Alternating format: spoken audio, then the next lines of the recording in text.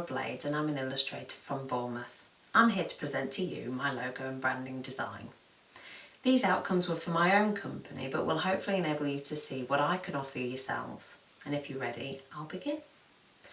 As you can see by these existing examples, they have carefully thought about the use of recognisable icons in clarifying what their businesses can offer. Minimum detail also for attention.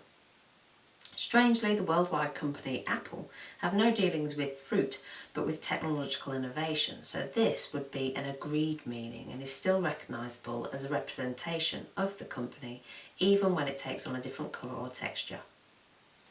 For my own logo, I really wanted to get across the style and technique which I would describe as bold, fun, colourful and most importantly handmade.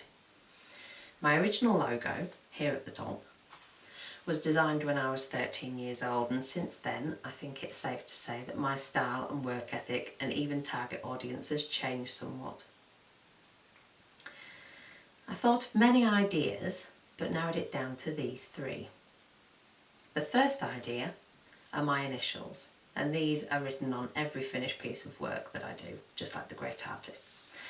I like that it's expressive and I could see the opportunity to experiment with medium and texture. The second idea was to put across the handmade qualities of my work, and this was an obvious way to show the personal touch, my hand actually doing the work and writing the company name. My company name is actually Blades Illustration, but for this design, and obviously if it was successful, I was willing to add a more feminine touch, reach people on a more personal level and use my first name so I could change it to Laura Illustration. The third idea is just using in the company name and experimenting on how I could incorporate icons to make it clear that this was a creative company with a personal touch. Experimenting with font, I chose this one as it reminded me of the old style typewriter. With my use of traditional methods in creating my work, I felt that this was very fitting compared to the computer being used to type or make an artwork.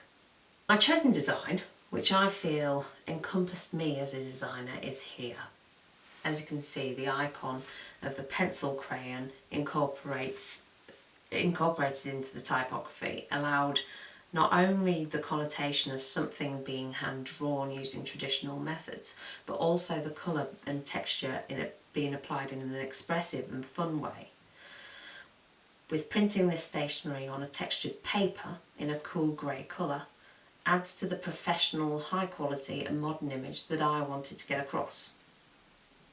When it comes to branding, I had to make sure that this image of myself and that I wanted to put across was not successful not only from a business card or a letter, but also through all other possible avenues. So the online portfolio, the internet, the web page, business page.